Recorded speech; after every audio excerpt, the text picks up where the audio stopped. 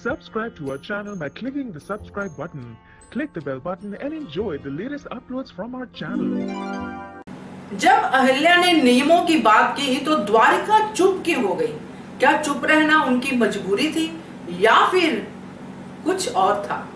नमस्कार दोस्तों, स्वागत है आपका आपके अपने चैनल हंग्री स्पिरिट्स में। हंग्री स्पिरिट्स देख रहे सारे दर्शकों का मैं अंजू शर्मा दिल से स्वागत करती हूँ।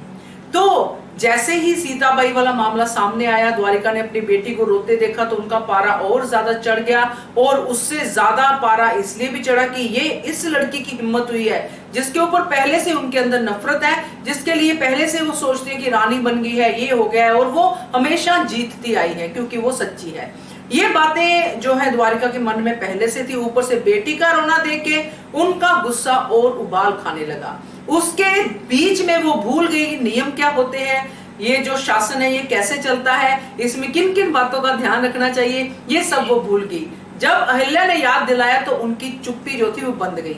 चुप होके खड़ी होगी, आंखों आंखों से ही बातें कर रही थी। चलिए इस पे चर्चा करते हैं, मगर पहले वही गुजारिश, जिन्होंने अभी तक चैनल को सब्सक्राइब नहीं किया है कृपया कर लीजिए। साथ में दोस्तों बेल आइकॉन दबाइएगा ताकि आपको हमारे वीडियोस के नोटिफिकेशन मिलते रहे। तो दोस्तों हमने देखा कि द्वारिका जो है एक एक चीज जानती है शासन की। उनको राजनीति बहुत अच्छे से आती है, उनको ये पता है कि यहाँ पे क्या करना चाहिए, वहां पे क्या करना चाहिए। वो अलग बात है कि नेगेटिव डायरेक्शन में करती है, मगर उनको समझ है चीजों की, ये तो पक्का है।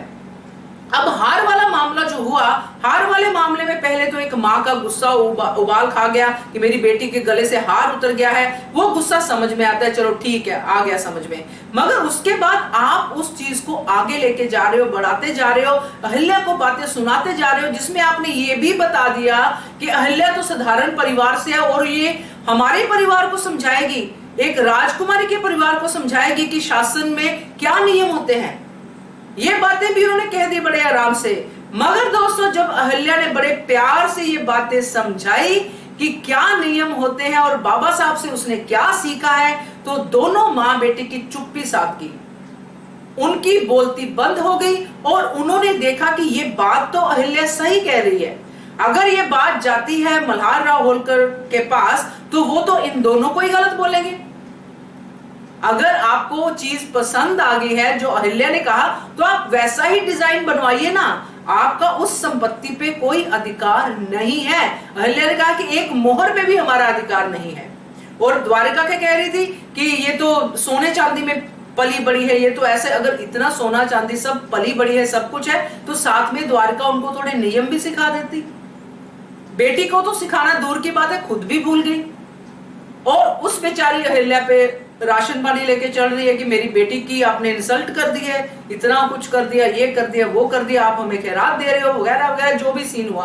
बट इस पूरे उसके बाद गुस्से का पूरा आलम बीता, पूरा गुस्से में बात करके, अपना गुबार निकाल के, अहिल्या को इंसल्ट करके, जब अहिल्या ने नरमी से अपनी बात फिर से हाथ जोड़ के समझाई तो वो बात उनको क्लिक कर गई कि हाँ ये तो बात सही कह रही है। वहीं से द्वारिका चुप हो गई। अब वो चुप्पी के पीछे क्या है? चुप्पी के पीछे जरूर कोई नया षड्यंत्र रचेगी, जो पहले से ही उसकी भूमिका जो है दिख रही है। जैसे मंगल गौरी की जो पूजा होने वाली है उसको लेके, जैसे अहिल्या के अरमान है कि पूजा अच्छे से होनी चाहिए और मैं सबको खुश देखना चाहती हूँ, तो वो वहां पे भी अहिल्या ने कहा। और इस बात पे दोनों माँ बेटे की आंखें भी मिली। अब देखना यह है कि ये करेंगे क्या, क्योंकि अहिल्या को खुश तो ये देखना चाहती नहीं है, मगर अहिल्या की बातों से सहमत होना इनकी मजबूरी हो जाता है, क्योंकि वो बात सही करती है, नियमों की वो सब बातें सही करती है, इसलिए उसके खिलाफ वो इस तरह से नहीं आ सकती हैं। अब वो किस तरह से आएंगी अहिल्या के खिलाफ, कैसे अहिल्या के अच्छे काम में बुरा विघन डालेंगी, ये देखना होगा। अभी तो चुप्पी साधी है, मगर ये चुप्पी बहुत देर तक नहीं रहेगी, किसी और तरीके से सामने जरूर आएगी। क्या कहते हो आप? वीडियो के नीचे कमेंट कीजिए। देखते रहिए channel Hungry Spirits. Thank you so much.